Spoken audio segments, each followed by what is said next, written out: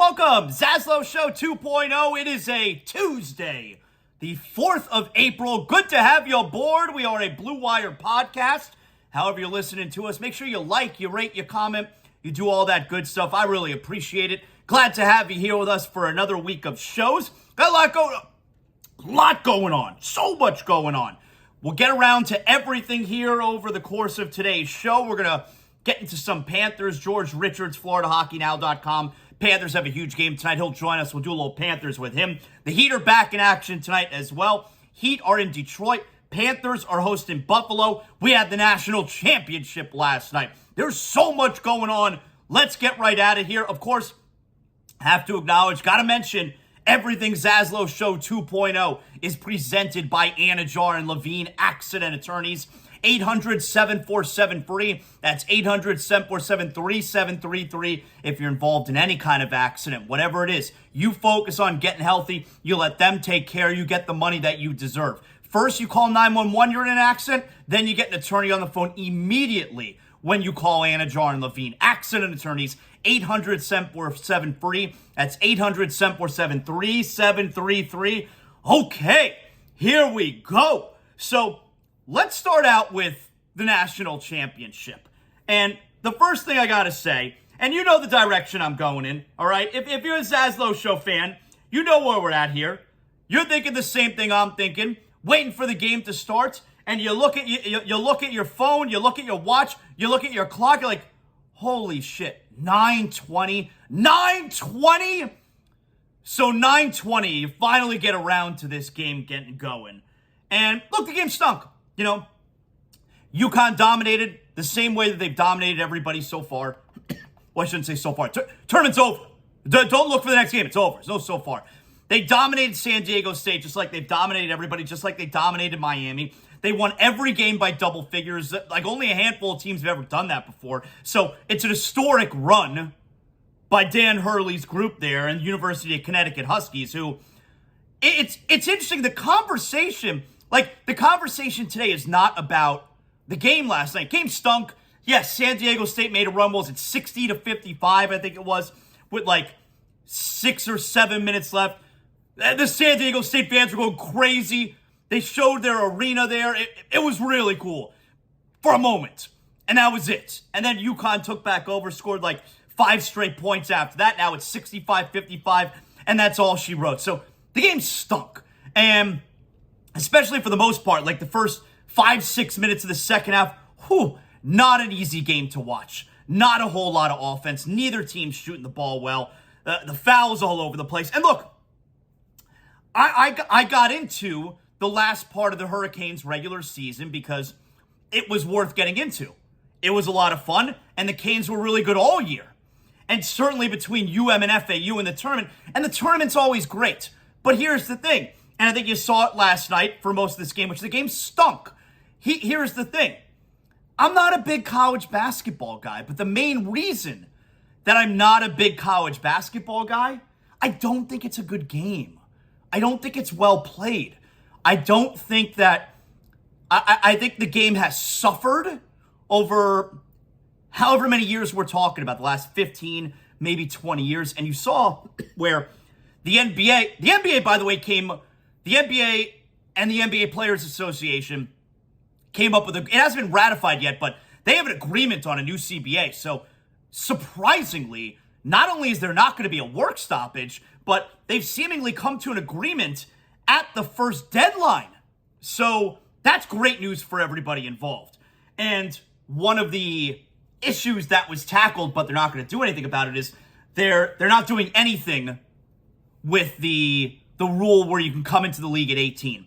And I told you what I would ideally like in that spot is you can come to the league when you're 18. You can come to the league right away, 18 years old. You come into the league. But if you decide to go to college, if you commit to going to school, you got to stay at least a couple years. That's how baseball does it. Baseball, it's actually 3 years. If you're going to go to school, you got to commit.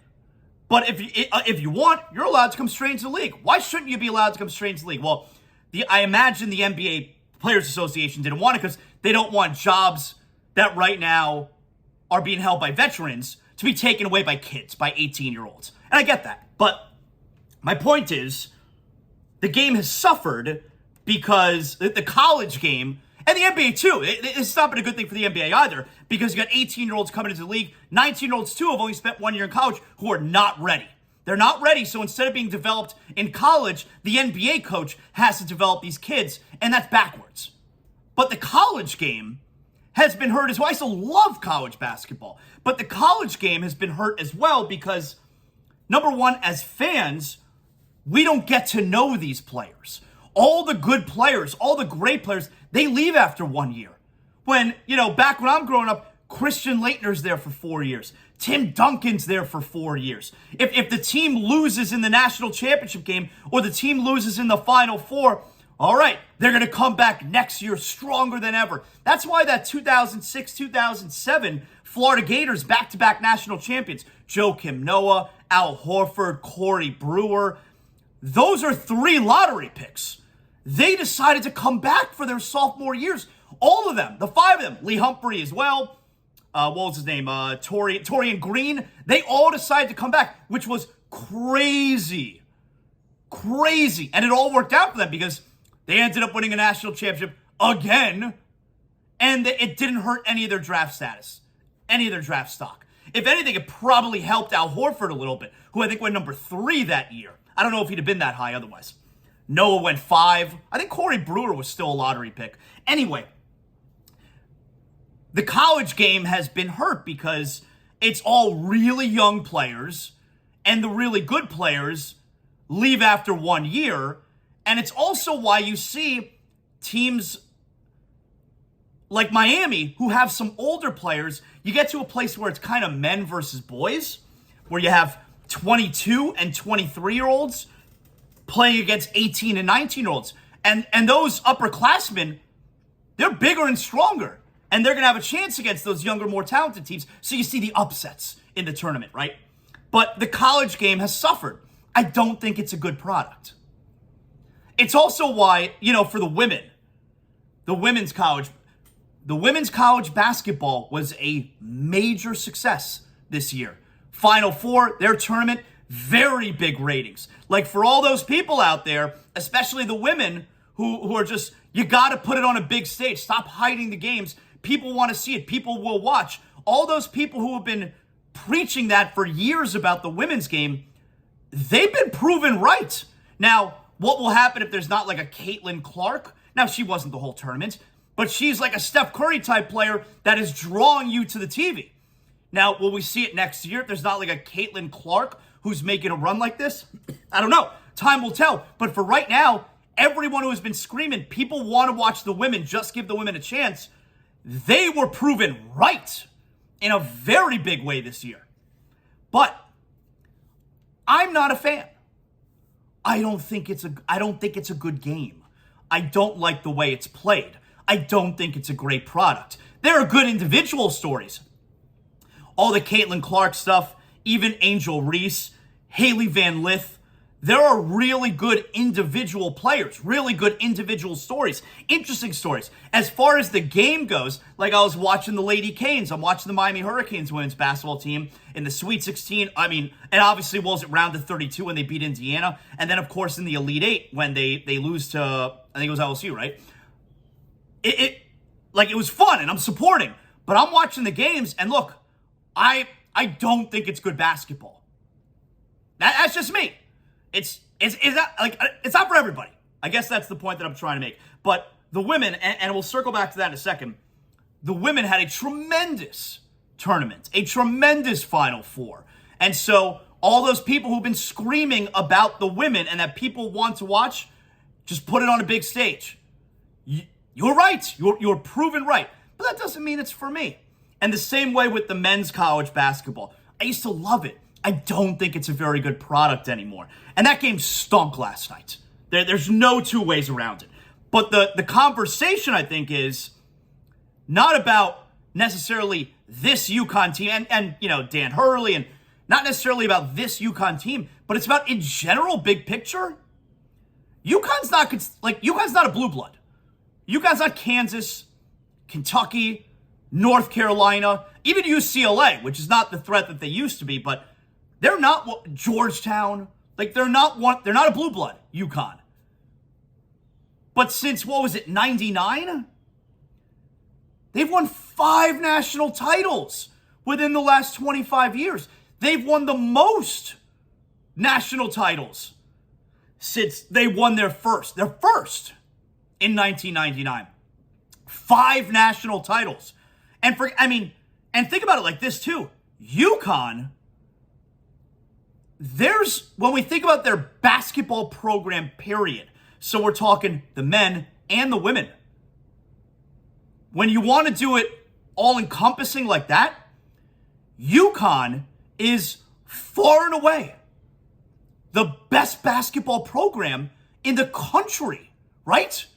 I don't know how many national titles the UConn women have won, but I know for all those years until the game has caught up a little bit, the UConn women were indestructible, unbeatable. Gino REM, everybody knows. And now you also have the men who, in the last 25 years, have won 5 national titles, more than any other men's program. UConn, you look at it cumulatively, UConn's the best basketball program in the country. And it's not even close. So the story today, I think, is it's not about the game last night, but it's UConn and how over the last quarter century, seemingly out of nowhere, right? Because you go back 25 years ago, they were not a big program until those couple years before when they finally won in 99. Yeah, those Richard Hamilton, Ray Allen teams. I think it was right around that time, very late 90s, right? And you look at them now, and they're the best program overall when you're talking about the men and women. And just the men, no one has won more national titles than them over that span. Pretty amazing. Now also, we're talking about the big stories from last night. 9:20 start time, terrible. UConn's one of the best programs all time. Yes. I got 2 unpopular opinions here. Okay? 2 unpopular opinions. Now, one of the stories, and last night, this was a story at the end of the game, right? Jim Nantz. Jim Nantz has been calling the Final Four NCAA tournament forever. You would have thought Jim Nantz was retiring altogether. He's going to be on the Masters this weekend. He's still the number 1 team with the NFL. All right, he's not juggling everything anymore. So he's not going to be doing the Final Four anymore. Ian Eagle is now going to be the voice for CBS for the Final Four. 2 unpopular opinions I have. Number 1, I'm not fazed at all by Jim Nantz not doing the Final Four anymore. I got news for you. And this shouldn't be an unpopular opinion. This should just be a fact. Ian Eagle is leaps and bounds better than Jim Nantz. No disrespect. It's more about respect for Ian Eagle. Ian Eagle is one of the all-time great broadcasters, period, and is better than Jim Nantz. I don't know. It didn't strike a chord with me when Jim Nantz was saying goodbye last night. Wasn't a big... Is that an unpopular opinion? I don't know. You can always hit me up at ZASLOW Show, at ZASLOWJ on Instagram, where I'm an influencer, but I love interacting with everybody. Is that an unpopular opinion? I was not fazed by Jim Nantz leaving last night. Second, maybe unpopular opinion from last night. First unpopular opinion, not fazed by Jim Nantz leaving the Final Four. Didn't strike a chord with me. Can't wait for Ian Eagle. Second unpopular opinion. I don't care about one shining moment. I don't know. The game ended. I watched for another minute. I shut it off because I've never... One shining moment has never done anything for me. I don't know. Am I heartless? Do I have a black heart? I don't care about one shining moment. Now that's going to be an unpopular opinion. The Nantz one may not be such an unpopular opinion. Not caring about one shining moment and almost never waiting around to watch one shining moment. That's going to be an unpopular opinion. It doesn't do anything for me. Is that crazy? I don't know. It's not for me. It's not a big deal to me. Big deal or not big deal, that's not a big deal to me. So, Gave you 2 unpopular opinions. Not fazed by Jim Nantz leaving. Don't like one shining moment. Yeah, said it and what? UConn, their program in general, that's the big story. And by the way, Jim Calhoun, Kevin Ollie, and now Dan Hurley. They're doing it with 3 different coaches. It's not the same guy. So is it Calhoun with 2 or 3? Kevin Ollie 1, Dan Hurley now 1, right? They're the best program over the last 25 years. They really are. And I hate UConn. It's F UConn in this house. I hate UConn. Does it make the Cane fan feel better that UConn won? Is it one of those things, like, does the hardcore Canes fan who was devastated by losing in the Final Four, does it make you feel better that UConn, they won the whole thing and they did to San Diego State exactly what they did to you and what they did to everybody? I do think it's it's 2 years in a row, right? Last year, Kansas, it's 2 years in a row, right? Where the Canes lose to the team that winds up winning the whole thing. I do think, especially because UConn beat everyone by double figures, I do think it's one of those cases where the Canes fan probably feels okay. They're not as upset since it was UConn. If San Diego State beat them, then you'd be really annoyed.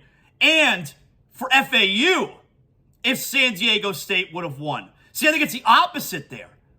I think if you're FAU, you're glad San Diego, because screw San Diego State. I think if you're FAU and San Diego State would have won, you're like, oh my God, if we got one more stop, we could have beat this UConn team because San Diego State just beat them. See, I think it's the opposite for FAU. I think Miami feels a little bit better that UConn won, and I think FAU is glad that San Diego State didn't win. They also feel better that UConn kicked San Diego State's ass. So it's kind of the opposite, but kind of the same, if you understand what I'm saying there. Hey, speaking about understand what's going on. When life gets salty, you make yourself a margarita, right? Well, when water damage gets you mold, you call or text Water Cleanup of Florida. That's right. See, when disaster strikes in your home or your business, you need specialized, fast, and reliable services. My boys, the Greensteins, family, friends, childhood friends, Water Cleanup of Florida understands how unexpected property damage, it can overtake your life or your business. Don't stress. Allow Water Cleanup of Florida's over 60 years of combined experience handle your restoration project from start to finish. The Water Cleanup team at Water Cleanup of Florida are prepared to handle all disasters, all sizes, 24 hours a day, 365 days a year. And here's the best part. Water Cleanup of Florida, fully licensed, insured, and general contractor that provides you that one-stop shopping that busy homeowners, busy business owners require. Their entire objective is to make the cleanup and insurance claim process painless and hassle-free, serving the entire Tri-County area, Miami-Dade, Broward, and Palm Beach counties. Call or text Water Cleanup of Florida if you think you got a problem. If you think, you got to make sure it gets taken care of. Otherwise, it could be a massive thing. Call or text 954-900-8635. That's 954-900-8635. You can also visit their website, WCUFL.com. Water Cleanup of Florida, we clean up your schmutz. So, we also have, we're not done with the college basketball. We also have the women now. And if there wasn't enough controversy, the day after, between Caitlin Clark and Angel Reese. Now, I'm not going to sit here and get all crazy about the behavior. I'm going to get all nuts about a game and a sport that I'm not into. And I just told you I don't think is particularly good. So I'm not going to be all phony baloney here and fake outrage. Okay, I can't do that. I mean, I have an opinion. I thought it was a little over the top, but whatever. I'm not going to fake outrage over it. It's not important enough to me.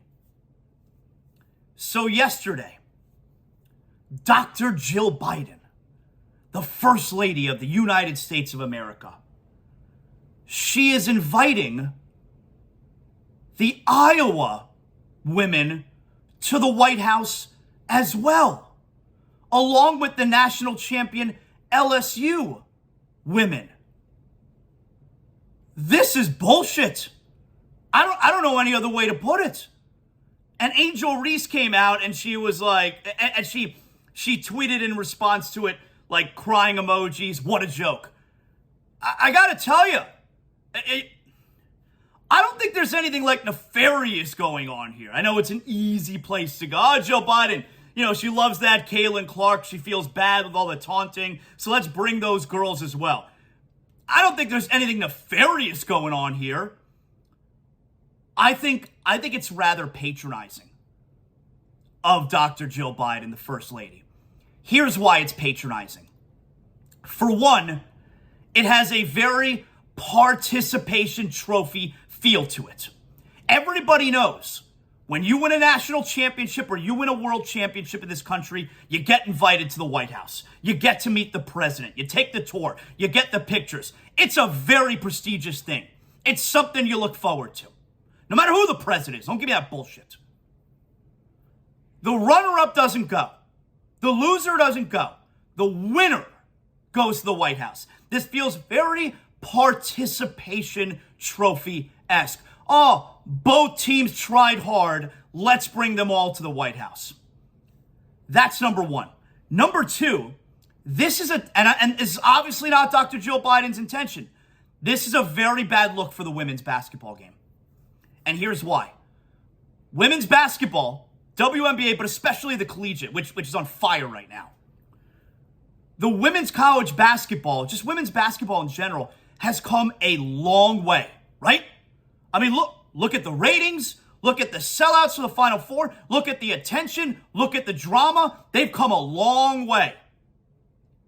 This isn't 20, 25 years ago where just everyone gets to come. Let's celebrate everyone. Let's celebrate all the women. What a great game. This sets them back. The champions, the winners, they come to the White House. By making it look like participation trophy bullshit, that's patronizing to these women. Maybe they will, but are they also going to invite San Diego State to the White House or just UConn? Because I don't think they're inviting San Diego State.